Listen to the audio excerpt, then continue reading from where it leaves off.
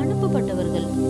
ஒரு இளைஞன், பணம் இருந்தது, புகழ் இருந்தது, இங்கிலாந்தில் பிரபலமான கிரிக்கெட் வீரர் அவர். உலகம் அவரை பார்த்து கைத்தட்டியது. அவர்தான் சி.டி. ஸ்டட்.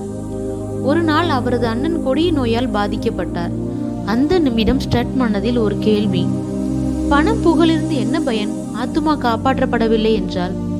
அந்த நாள் முதல் அவர் வாழ்க்கை மாறியது. ஸ்டட் சொன்னார், கிறிஸ்து எனக்காக எல்லாவற்றையும் கொடுத்தார், நான் அவருக்காக என்ன கொடுப்பேன் என்று.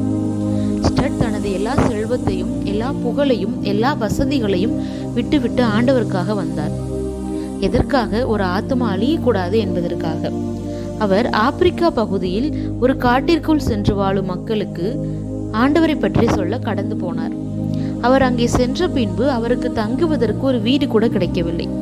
யாரும் தங்காத, யாரும் போகாத ஒரு பேய் வீடு என்று சொல்லப்படும் ஒரு வீடு மட்டுமே கிடைத்தது.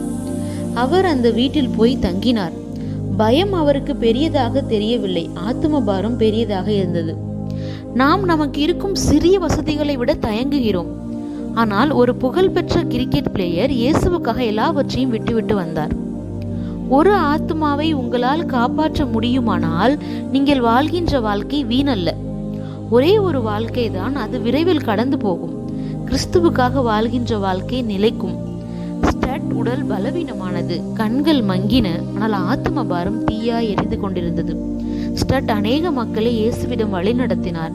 அவர் கடைசி நாட்கள் வரை இயேசுவுக்காக ஊழியம் செய்து கொண்டு மரித்தார். அனுப்பப்பட்டவர்கள்.